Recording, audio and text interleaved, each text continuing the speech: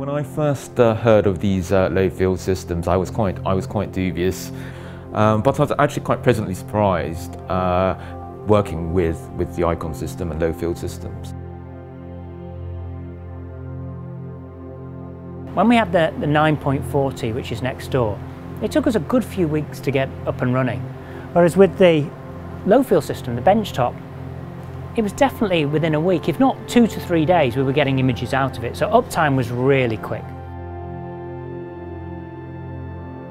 The next one has got to be ease of access, especially when you're in a multidisciplinary environment such as this, and you want to fluidly move between one system and your MRI scanner. Now with a high field system, of course, anything ferrometallic, you've got to constantly check yourself down, badges, cards, watches, all that stuff.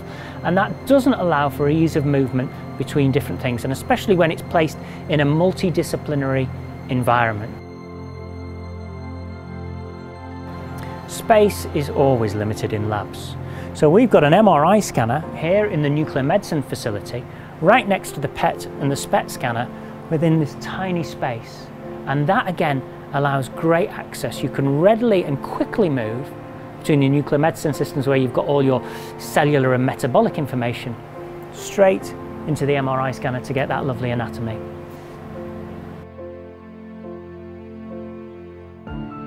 There is a place for the ICON, I would say, because it takes up much less space compared with a 9.4T system. Whereas on a desktop system, it can just sit in the corner of most biomedical imaging or even biomedical labs. It can sit in most biomedical labs. It doesn't require such stringent environment controls. It doesn't need a cold water supply. And it sits quite happily in the corner of our nuclear imaging lab. So, and you can sit in with other modalities, or it can sit in with other labs. So I think that's probably where the niche will be, in areas where you can't fit a big 9.4T scanner, or the capital costs are too high, and additionally the running costs of the ICON are very low. I think there will be a move towards higher field systems. That's what we've seen over the last decades, and I can't see any reason why that won't stop.